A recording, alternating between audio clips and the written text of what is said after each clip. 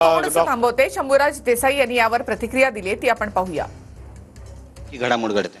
नाही, काल जेव्हा मी त्यांना पाहायला गेलो होतो त्या टायमाला सुद्धा त्यांना सलाईन लावलं होतं आणि डॉक्टर त्यांच्या समोर तिथे उपस्थित होते. डॉक्टरांनी त्यांना स्टेटवे विश्रांतीचा सल्ला दिला होता. काल त्यांचं ब्लड सॅम्पल काढलं गेलं, त्यात आता नेमकं काय निघालंय त्याबद्दलची कल्पना नाही, परंतु आता ते ज्युपिटर हॉस्पिटलला चाललेत. मला वाटतं सर्व तपासण्या त्यांच्या तिथे होतील. नेमकी पोझिशन काय ही आपल्याला एक तासाभराच्या नंतर कळेल. नक्कीच. पण आता शपथविधी जो आहे तो 5 तारखेला होणार आहे आणि त्यामध्ये मग मुख्यमंत्री दिसणार की नाही हा सुद्धा महत्त्वाचा प्रश्न आहे. आता 5 तारखेला दिसतील की नाही हे डॉक्टरच ठरवू शकतात. डॉक्टर्स त्यांना सांगतील की काय तुम्ही जायच्या मनस्थितीत आहात का नाही आहात.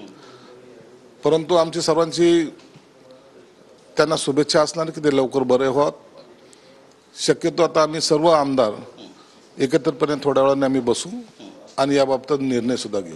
नक्कीच. एक जी चर्चा गेल्या अनेक दिवसांपासून होती आणि त्याला जोडून मुख्यमंत्री एकनाथ शिंदे, काळजीवाहू मुख्यमंत्री एकनाथ शिंदे यांचा आजार पण देखील जोडलं जात होतं की गृह मंत्रालयासाठी ते अडून बसलेले आहेत आणि त्यामुळेच कुठेतरी ते आजारी आहेत का अशी चर्चा सुद्धा होते. विरोधक पण वारंवार त्या पद्धतीनं बोलतायत.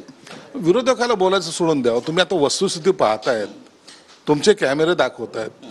एखाद्या आजारी माणसाबद्दलचं असे वक्तव्य करणं चुकीचं आहे. आणि शिंदे साहेब ते सत्तेसाठी लाचार नाही आहेत. सत्ता त्यांना महत्वाची नाही आहे आणि म्हणून सत्तेसाठी काहीतरी सोंगढोंग करणे हे इतरांच्या स्वभावात असेल, शिंदे साहेबांचे नाही आहे. आणि अशा वेळेला तरी असे मूर्खासारखे वक्तव्य कोणी करू नये.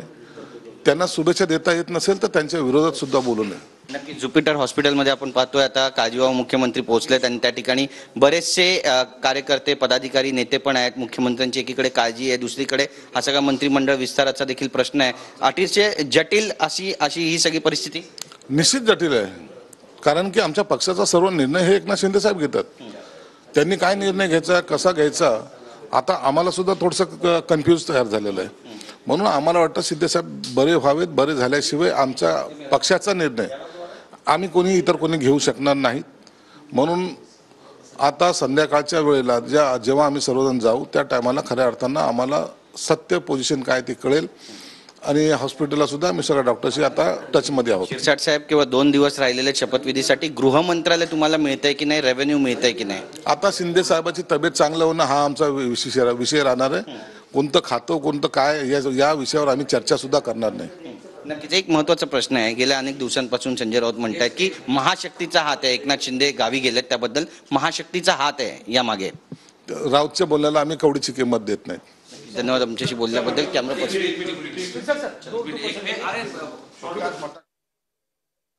मान्य शिंदे साहेबांची तब्येत खरंच बरोबर नाहीये. त्यांना थ्रोट इन्फेक्शन आहे, त्यांना कफ झालेला आहे, त्यांना माइल्ड टेम्परेचर आहे. कारण मी त्यांच्याबरोबर होतो, आम्ही दिल्लीला गेलो तेव्हा, आणि पूर्ण विश्रांतीचा सल्ला डॉक्टरांनी त्यांना दिलेला आहे. एखादी व्यक्ती ओव्हर एक्झर्शनमुळं किती काम त्यांनी केलं, म्हणजे मुख्यमंत्री झाल्यापासून 2.25 वर्ष ते दिवस रात्र काम करतायत. निवडणुकीमध्ये आत्ताच्या विधानसभेच्या संपूर्ण महाराष्ट्र त्यांनी पिंजून काढला. शेवटी ती एक व्यक्ती आहे, शरीर आहे. शरीर इतकं ताण शरीरावर दिल्यानंतर थोडासा थकवा येणं, थोडंसं प्रकृती खराब होणं हे साहजिक आहे. तर आताची महत्त्वाची बातमी. पुढील उपचारासाठी एकनाथ शिंदेना ज्युपिटर हॉस्पिटलमध्ये आता नेण्यात आले. परिस्थिती नक्कीच जटिल आहे. आमचे सगळे निर्णय शिंदेच घेणार आहेत असं संजय शिरसाट यांनी म्हटलंय. तर एकनाथ शिंदे यांना पुढील उपचारासाठी ज्युपिटर हॉस्पिटलमध्ये नेण्यात आले. तर परिस्थिती नक्कीच जटिल आहे. आमचे सगळे निर्णय शिंदे घेतील असं संजय शिरसाट यांनी म्हटलंय.